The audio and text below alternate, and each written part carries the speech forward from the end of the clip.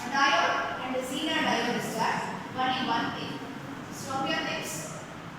We have diode. So when diode works, we need to provide a bias.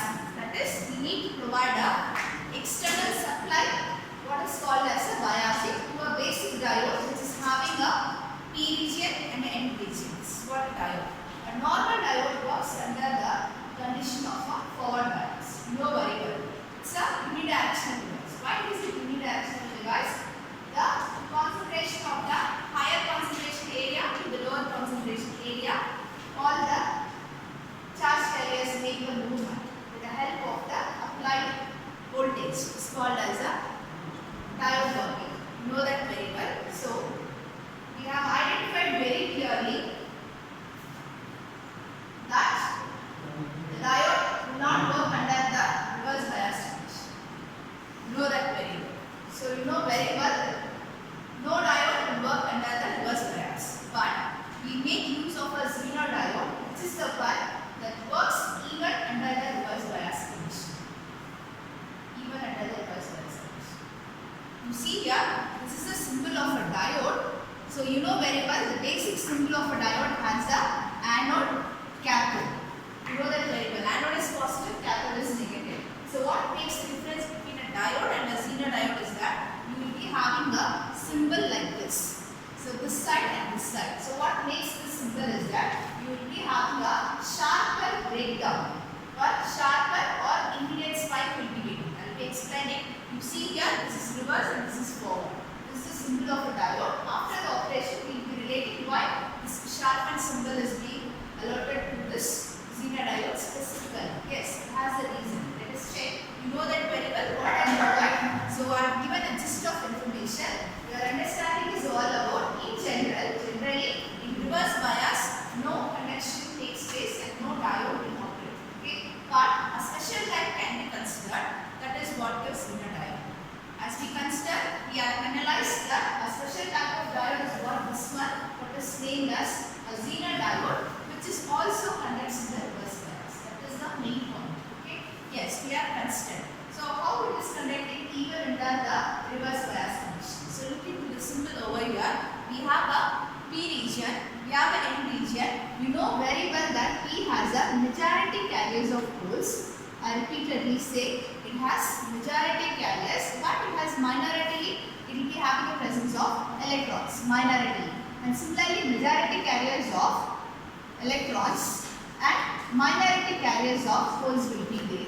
But still, it has a special category that the Zener diode has a high doping concentration in the junction. That is what given over here. The junction which is heavily doped. So we identify for a Zener diode.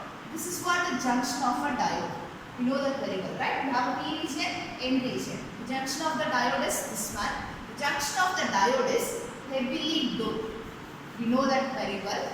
It's the nature of a Zener diode. So you know very well what is the meaning for the word doping. Doping means what? Adding impurities. Why we need to add impurities? To enhance the performance of a semiconductor device, we go for a doping. Okay. So we are making use of a high doping concentration area provided at the junction of the diode is notified to be the Zener diode. Yes, of course. To the next category we see as the reverse voltage. We know very well in a forward bias every diode works. But we make use of a special category. Even in the reverse bias, it is working. What is working? The diode is working. In what way is that? Of course, because of the reason in which the junction of the diode is highly doped with the help of a high concentration metals or high concentration charge carriers. Okay.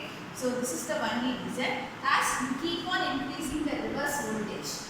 What is reverse voltage? You know that very well. It is plus, it is minus. Obviously, it is identified to be the reverse voltage what we are applying, and it is also called to be the Zener voltage. Why it is called as a Zener voltage is that because the voltage we are applying to a Zener diode is called as obviously a Zener diode. Okay, or Zener voltage. Yes, of course. So the reverse voltage, as you keep on increasing, what happens? You see the width of the depletion increases. You know very well, it is plus, it is minus. Start subtracting. So it is coming closer to this area. So obviously what happens?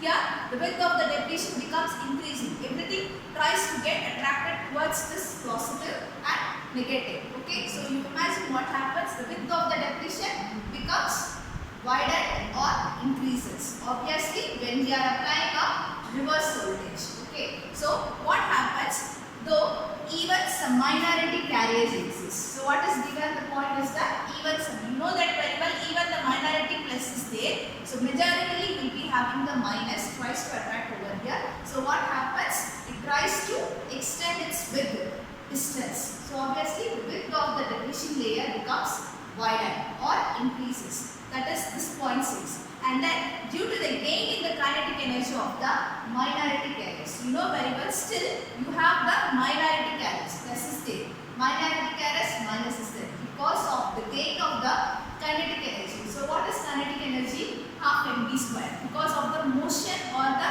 collider. Collider means what? You say, okay. So when it tries to collide, what happens? There will be a gain of action will be there, gain of energy. When you get a gain of energy, when a plus and a minus combines, you get a gain of energy.